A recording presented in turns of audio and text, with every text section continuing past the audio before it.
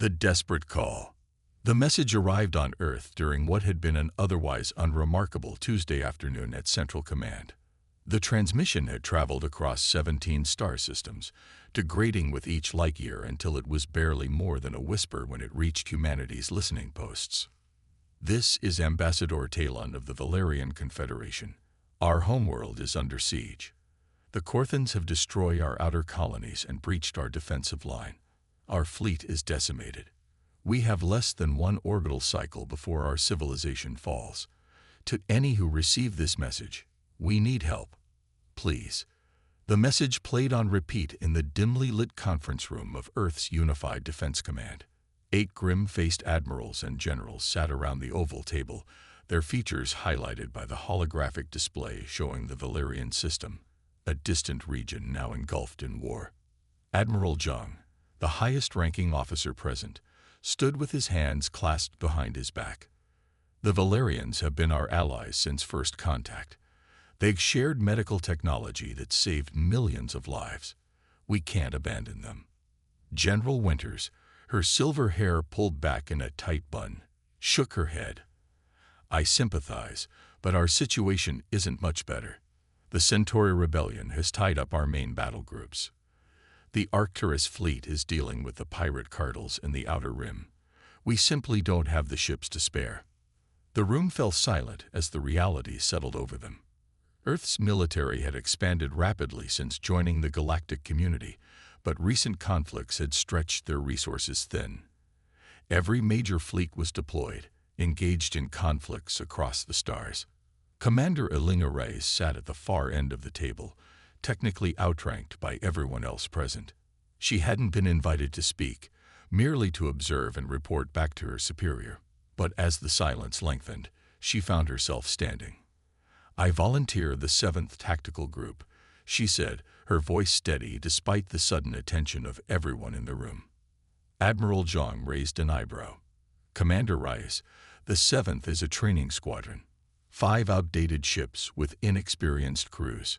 With all due respect, sir, we're the only squadron not currently deployed or on standby for critical defense, Elena replied. The Valerians need help now, not when our main fleets become available. My ships are small and not the most advanced, but they're fast and maneuverable. And my crew is more capable than their experience suggests. The admirals exchanged glances, their expressions a mixture of doubt and consideration. It would be a suicide mission, General Winters said bluntly. The Corthans have a reputation for brutality. Their warships outclass yours in every category. Elena nodded, unflinching. I'm aware, General, but the 7th was designed for rapid response and unconventional warfare. We can't match them in direct combat, but we might be able to disrupt their operations enough to help the Valerians evacuate their core worlds. The debate continued for another hour, voices rising and falling as options were considered and dismissed. Finally, Admiral Zhang raised his hand for silence. We have no better options, he said heavily. Commander Reyes, you have authorization to take the 7th Tactical Group to the Valerian system. Your mission is to assist in evacuation efforts and delay the Corthan advance if possible. Do not engage in direct combat unless absolutely necessary. Understood, sir, Elena replied, feeling the weight of responsibility settle on her shoulders.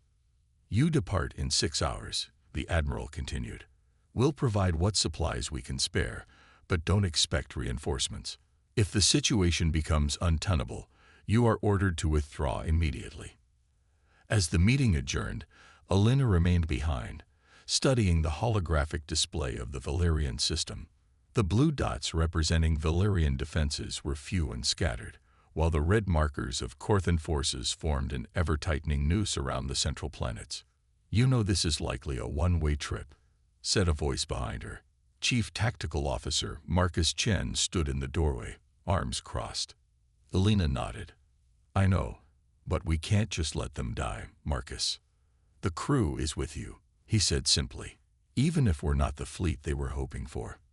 Sometimes it's not about the size of the fleet, Elena replied, switching off the display. It's about showing up when no one else will. 4 hours later, Elena stood in the hangar bay of the Perseverance, the lead ship of her small squadron.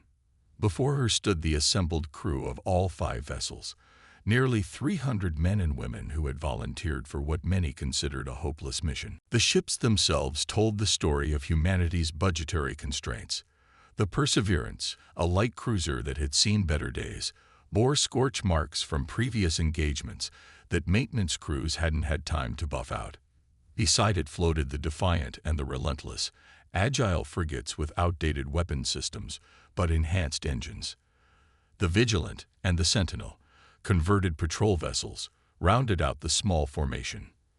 "I won't lie to you," Elena addressed her crew, her voice carrying across the cavernous bay. "This mission is dangerous. We're outnumbered and outgunned. The Corthans don't take prisoners, and we're days away from any possible support."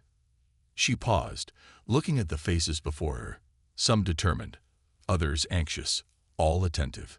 "But the Valerians are counting on us, not because we're the best fleet humanity has to offer, but because right now we're the only one available.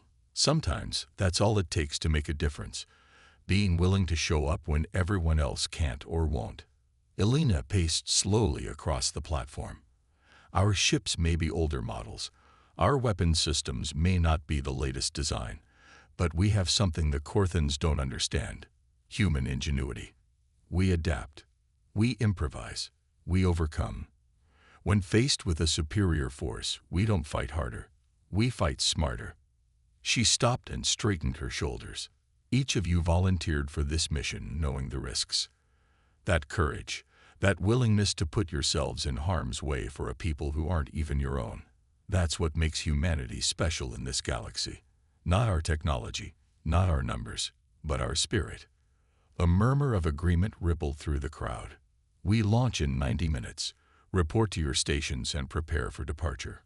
Remember your training, trust your crewmates, and know that whatever happens, your actions today matter. Let's show the galaxy what humanity stands for." As the crew dispersed, Elena felt a presence at her side. Dr. Sato, the squadron's chief medical officer, handed her a tablet with crew readiness reports. "Inspiring speech," Sato said with a small smile. "Though I notice you left out the part about our shields being 2 generations behind Corthan weapons technology." Elena accepted the tablet with a wry smile. "I was getting to that part. Thought I'd save the really good news for later. The medical bays are prepped on all ships," Sato continued, "though I hope we won't need them." "Hope for the best, prepare for the worst," Elena replied, scanning the reports. "How's morale?" "Better than expected. Most of the crew believes in the mission, even if they're realistic about our chances." Sato hesitated. "There's something else you should know. Half the engineering team stayed up all night modifying our shield emitters. They've been reconfigured to create overlapping fields between ships when in close formation. It's untested, but the simulations suggest it could increase our defensive capability by 20%. Elena blinked in surprise. "They did this without authorization. They did it because they want to come home," Sato said simply. "It's what humans do when backed into a corner. We innovate." Elena felt a surge of pride. Before she could respond, her communicator chimed with a priority message from Central Command. "Commander, we've received updated intelligence." Admiral Zhang's voice came through. "The situation in the Valerian system has deteriorated further. Their orbital defenses are failing. You need to launch immediately." "Understood, sir. We're prepped and ready." "One more thing, Commander. Our xenolinguists have been studying Corthan battle communications. They believe the Corthans consider smaller vessels to be insignificant, hardly worth engaging. You might be able to use that prejudice to your advantage." "Thank you, Admiral. We'll take any edge we can get." As the communication ended, Elena turned to Dr. Sato. "Inform all ships. Launch in 30 minutes. We're moving up the timetable." The doctor nodded and hurried away, leaving Elena alone on the platform. She looked up at the Perseverance, its hull bearing the scars of previous battles. Not the newest ship, not the strongest, but it had survived when newer vessels hadn't. Sometimes, Elena reflected, that was enough. Her communicator chimed again with a message from the bridge. Commander, all systems are go. The fleet awaits your order. Elena took a deep breath and began walking toward the boarding ramp. Tell them we're on our way. The smallest fleet humanity has ever sent might be exactly what the Valerians need right now. As the hangar bay doors opened to the vastness of space, the 5 ships of the 7th Tactical Group ignited their engines in sequence. They might not have been the fleet the Valerians had hoped for, but they were the fleet that answered the call. And sometimes, that made all the difference. Against all odds, the journey to the Valerian system would take 4 days at maximum sustainable speed. Elena spent most of those days in the command center of the Perseverance, reviewing tactical data and formulating strategies. The more she learned about the Corthan forces, the more daunting their mission became. Their battlecruisers are 3 times our size, Tactical Officer Chen pointed out during one briefing, highlighting the massive Corthan vessels on the display. And their weapons range exceeds ours by at least 30%. Which means we don't engage them at range, Elena replied, zooming in on the Valerian homeworld. We'll need to get in close, use the planet's rings for cover, and strike at vulnerable points. Lieutenant Rivera, the squadron's youngest officer, spoke up hesitantly. Commander, I've been analyzing Corthan communication patterns. They use a highly structured language with distinct command sequences. If we could predict their maneuvers. Elena's interest was piqued. Go on. I've written an algorithm that might decrypt enough of their tactical communications to give us a few seconds of advance warning before they change formation or launch attacks, Rivera explained, her fingers dancing across her tablet.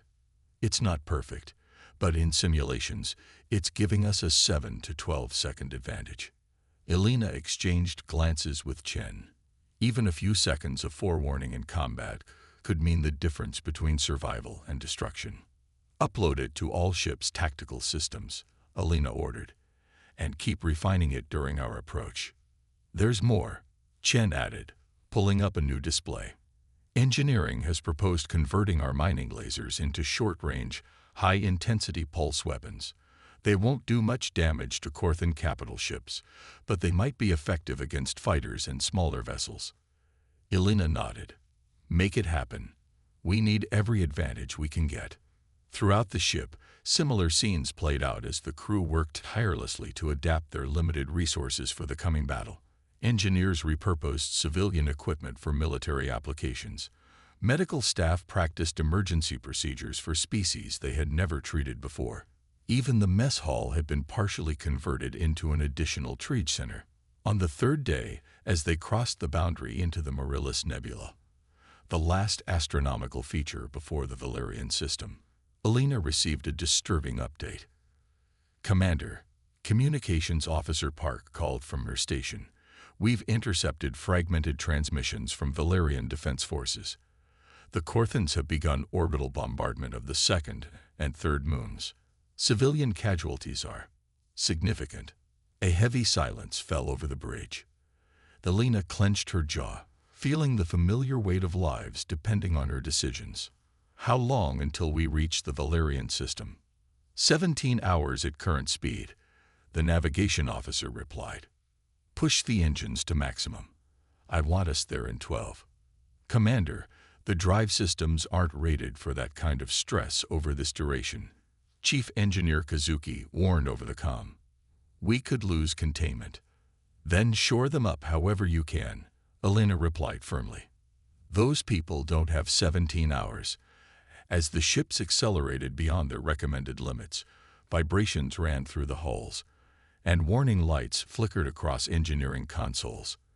But the drives held, and the small fleet raced toward what could well be its final mission. 11 hours and 43 minutes later, the 7th Tactical Group dropped out of FTL at the edge of the Valerian system. The scene that greeted them was worse than their intelligence had suggested. The once beautiful rings of the Valerian homeworld were fragmented, debris fields where mining colonies had been destroyed. The orbital defenses were in ruins, and Corthan warships formed a blockade around the planet. Status of Valerian forces, Elena demanded. Detecting sporadic defense operations in the southern hemisphere, Chen reported. They've consolidated around major population centers, but they're taking heavy losses. Any response to our hails? Communications Officer Park shook her head. Nothing clear. There's too much interference from the Corthan jamming fields. Elena studied the tactical display, noting the distribution of Corthan forces. 23 warships, including 3 massive dreadnoughts, surrounded the planet. Her 5 small vessels seemed insignificant in comparison. They haven't reacted to our arrival, Chen observed. Either they haven't detected us yet, or they don't consider us a threat. Elena finished. Let's use that to our advantage. Relay to all ships. Initiate Operation Sunbreak. The 5 human vessels split into 3 groups, using the planetary debris as cover while they maneuvered into position. The Corthans maintained their bombardment of the planet, apparently oblivious to the small fleet approaching from multiple vectors. All ships in position, Chen reported. Awaiting your command. Elena took a deep breath. Once they engaged, there would be no turning back. Tell the Valerians to be ready. On my mark. Execute Sunbreak. The human ships burst from their hiding places simultaneously, targeting the Corthan support vessels rather than their main warships. The Perseverance and the Defiant struck at the Corthan communications relay, firing their adapted mining lasers at close range. The high-intensity beams cut through the relay shields, disrupting the Corthan coordination network. Meanwhile, the Relentless and the Vigilant targeted the Corthan sensor array, launching modified EMP devices that overloaded its detection systems. The Sentinel raced toward the planet, broadcasting on all frequencies to break through the jamming field and establish contact with Valerian forces. For precious moments, confusion rippled through the Corthan fleet. Their communications scrambled. Their sensors partially blinded, they struggled to respond to the unexpected attack from multiple directions. It's working, Chen exclaimed. Corthan fleet is breaking formation to pursue. Don't get comfortable, Elena warned. They'll recover quickly. Sentinel, report. We've established contact with Valerian Defense Command, came the reply. They're organizing evacuation but need more time. Their jump drives are charging, but the Corthan blockade is preventing departure. Elena nodded grimly. Then we'll give them time. All ships, implement Phase 2. The human vessels regrouped, using their superior maneuverability to stay ahead of the larger Corthan warships. They darted between debris fields, making themselves difficult targets while drawing the Corthans away from the critical evacuation zones. But the advantage couldn't last forever. The first direct hit came 20 minutes into the engagement when a Corthan destroyer caught the Vigilant with a glancing blow from its main cannon. The human ship spun away, its port side blackened and venting atmosphere. Vigilant is hit, Chen reported. They've lost power to engines and weapons. Defiant, retrieve their crew, Elena ordered. Everyone else, maintain evasive patterns. We need to keep the Corthans focused on us for as long as possible. For the next hour, the diminishing human fleet played a deadly game of cat and mouse with the Corthan warships. They couldn't win through firepower, so they relied on speed and unpredictability, striking at vulnerable points before retreating into the debris field. The cost was high. The Vigilant was abandoned, its crew evacuated to the Defiant. The Relentless lost its main drive, limping along on auxiliary power, and the Perseverance itself took multiple hits, its shields failing and hull integrity compromised in several sections. Commander, Park called out over the sound of emergency klaxons, incoming transmission from Valerian Command. They need 15 more minutes to complete the evacuation of their central city. Elena glanced at the damage control display. The Perseverance was running on emergency power, half its weapon systems offline. The rest of her fleet was in no better condition. 15 minutes, she repeated softly. Chen, how long can we keep this up? The tactical officer's expression was grim. At our current rate of attrition, maybe 10 minutes before we lose combat capability.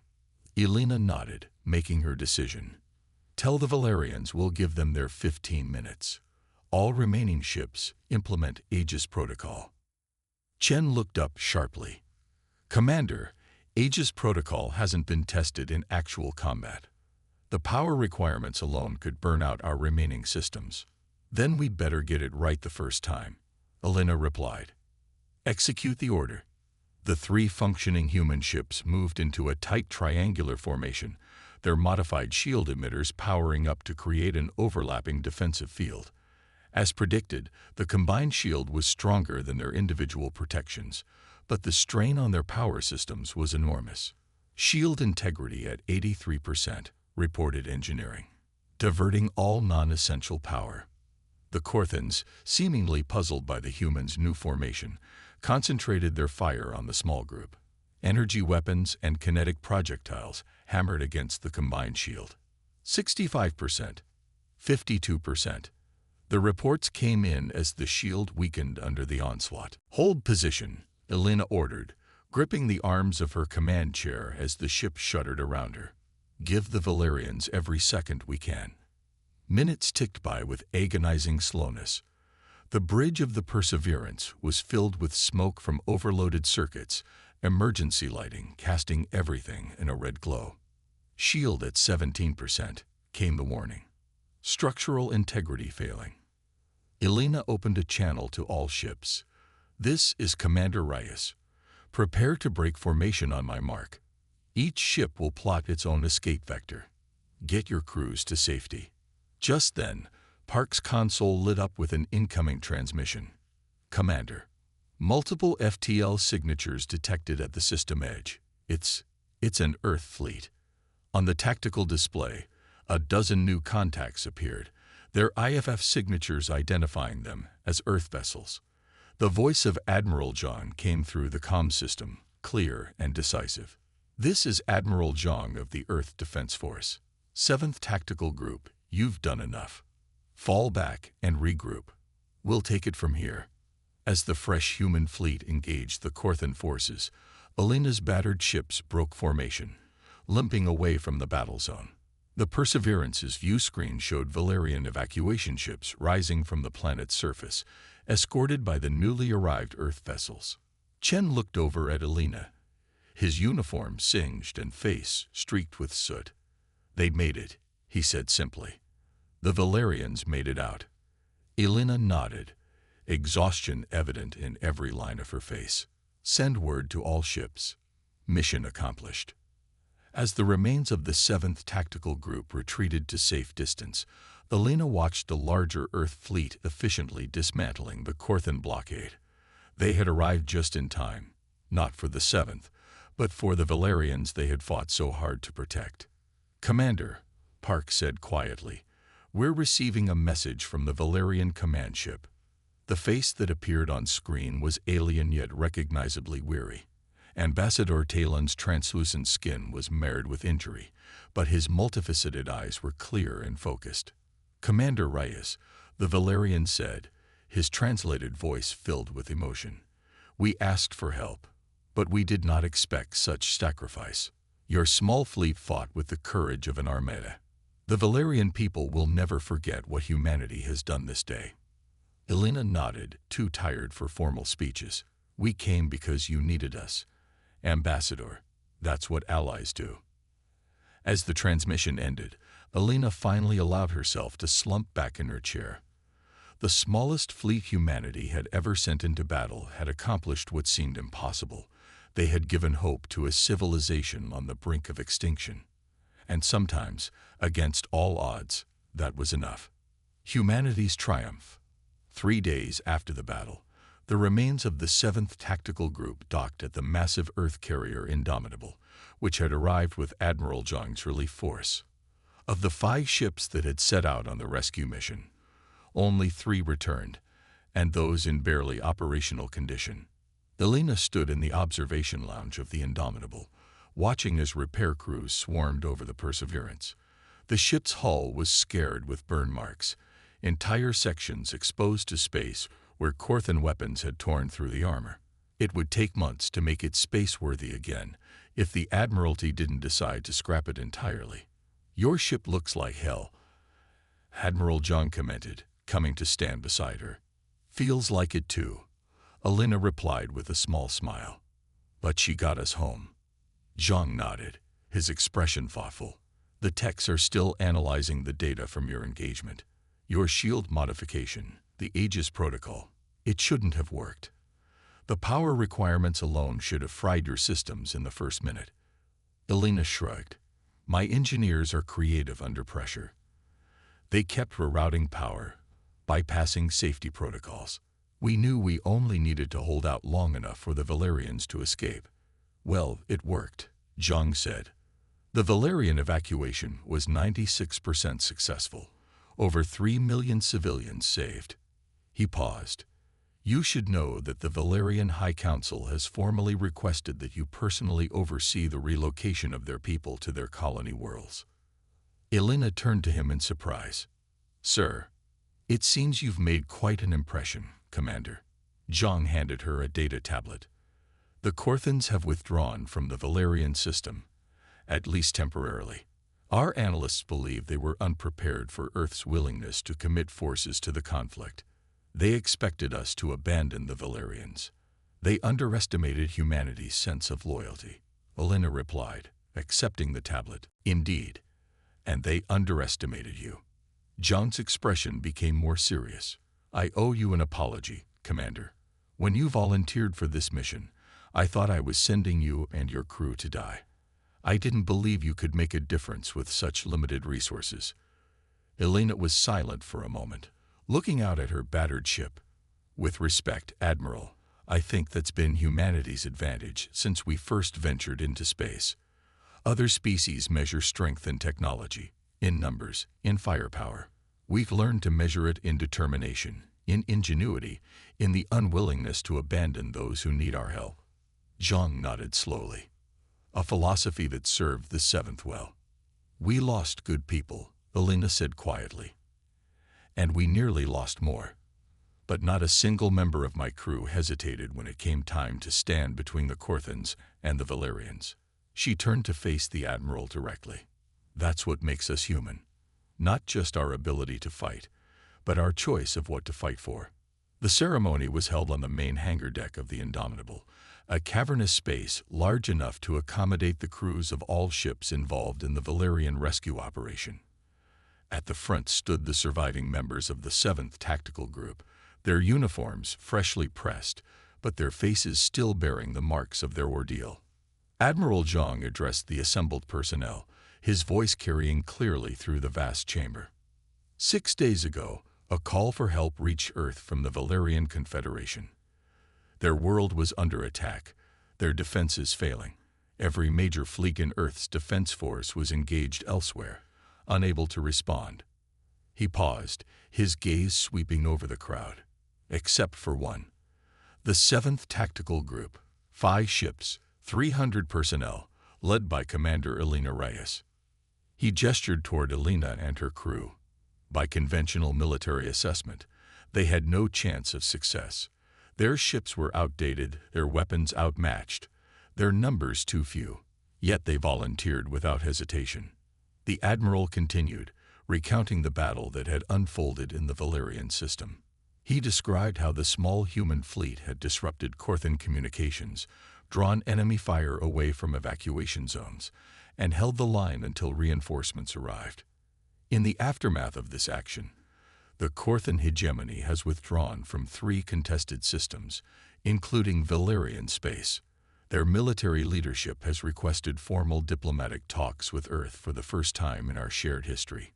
Zhang's voice took on a note of pride. It seems they've reassessed their evaluation of humanity as a galactic power. Murmurs rippled through the assembled crews. But the most significant outcome, Zhang continued, is this. The main doors of the hangar slid open, and a delegation of Valerians entered. Led by Ambassador Talon, they moved with the fluid grace characteristic of their species, their translucent skin shimmering under the hangar lights. They carried with them a large crystalline structure, its surface etched with intricate patterns. Talon approached the podium, nodding respectfully to Admiral John before addressing the gathering. "People of Earth," the ambassador began, his translated voice resonating throughout the hangar. "When we sent our call for help, we did so with little hope. Our forces were defeated, our worlds burning. We expected to become another forgotten civilization, another casualty in the endless conflicts that plague our galaxy." The Valerian gestured toward Elena and her crew. "Instead, we witnessed something we had not believed possible. A small fleet, the smallest ever sent by humanity into major conflict, changed the course of our history." Talon signaled, and two Valerians brought forward the crystal structure, placing it on a pedestal. "This is the Chronicle of Remembrance," the ambassador explained, "our most sacred historical record. For 10,000 years, we have recorded the defining moments of our civilization within its matrix. Today, we add a new chapter, the day when humanity's smallest fleet saved our people from extinction." The crystal illuminated from within, projecting holographic images of the battle, the human ships darting between Corthan warships, drawing fire away from evacuation zones, their shields glowing brightly as they absorbed punishment meant for Valerian civilians. "In our culture," Talon continued, "size and strength have always been measures of worth.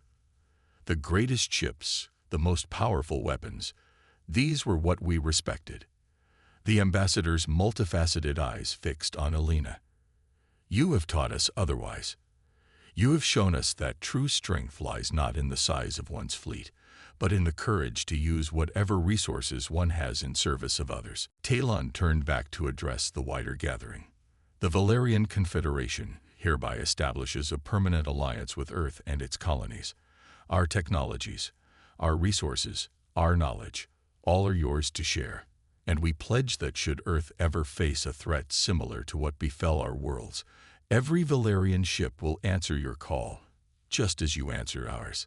The hangar erupted in applause, human and Valerian voices joining together in a moment of shared triumph. Later, as the ceremony concluded and the crews dispersed, Elena found herself standing alone with Ambassador Talon near the Chronicle of Remembrance. "Your record of the battle," Elena said, studying the crystal. "It's beautiful." "It is truth," Talon replied simply, "though I suspect your military records will be more technical in nature." Elena smiled. "Our after-action reports tend to focus on statistics and outcomes. They might miss some of the more important aspects of what happened. Such as the fact that when we received your message, there was never really a question of whether we would help, only how." Elena looked up at the towering Valerian. "That's something I'm not sure other species in this galaxy fully understand about humans yet." Talon tilted his head. An expression Elena had learned indicated curiosity. "I am not certain I understand it myself, Commander. Your 5 ships could not defeat the Corthan fleet. The logical decision would have been to wait for more substantial forces. Logic isn't always the determining factor in human decisions," Elena replied. "Sometimes it's principle. We believe that standing by while others suffer, when we have the means to help, even limited means, is wrong. It's not about the odds of success. It's about being willing to try, even at great personal risk." "Especially then," Elena said firmly. "That's when it matters most." The Valerian was silent for a long moment, the patterns of light beneath his translucent skin shifting in what Elena recognized as deep thought. "Before this," Talon finally said, "the Corthan hegemony had conquered 7 civilizations. Each time, they followed the same pattern: isolate, attack, destroy. No one intervened. No one was willing to risk becoming the next target." The ambassador's eyes focused on Elena with new intensity. "Until humans. We're stubborn that way," Elena said with a slight smile. "You are more than stubborn, Commander Reyes. You are unexpected." Talon gestured to the Chronicle. "In the time since we joined the galactic community, we have observed how species are categorized by others. The Zrill are traders. The Volturians are scientists. The Corthans are warriors. And humans? Elena asked. That classification has been elusive. You lack the uniform cultural characteristics that define other species. You are paradoxical, both peaceful and warlike, both selfless and self-interested, both logical and emotional. Talem's voice took on a note of significance. But I believe after this, the galaxy will begin to understand. Humans are the ones who come when called, the ones who stand between the defenseless and those who would harm them, even when it seems futile. I hope we can live up to that reputation, Elena said quietly. You already have, Commander. Talon gestured toward the hangar bay, where the remains of the 7th Tactical Group were docked. Your smallest fleet has taught the galaxy a lesson about humanity that will not soon be forgotten. As Elena looked out at her battered ships, she couldn't help but feel a surge of pride. They hadn't won through superior firepower or advanced technology. They had won because they refused to accept that a small force couldn't make a difference. In the vastness of space, amid civilizations that measured power in the size of their fleets and the strength of their weapons, humanity had carved out a different reputation altogether, not as the species with the greatest ships, but as the ones who would send whatever ships they had when others needed help. And in the end, that had proven to be the greatest strength of all. Admiral Zhang approached, tablet in hand. Commander, I have your new orders. The Admiralty has approved the formation of a rapid response task force under your command. 6 ships to start, with more to follow as they become available. Sir? Elena asked, surprised. The 7th's actions have changed how we're perceived in the galaxy, Zhang explained. 3 other species have already requested defense treaties with Earth. They don't want our largest fleet. They want the kind of response you demonstrated. Immediate, adaptive, and determined, regardless of the odds. Elena accepted the tablet, scrolling through the details of her new assignment. What about the Corthans? Their diplomatic delegation arrives next week, Zhang replied. Apparently, they're quite interested in discussing terms with the humans who sent their smallest fleet to face a Corthan armada. The admiral almost smiled. It seems you've made quite an impression. As Zhang departed, Elena turned back to Ambassador Talon. It appears I'll be seeing more of you and your people. Indeed, the Valerian agreed. Though I suspect it will not be the last time humanity sends a small fleet.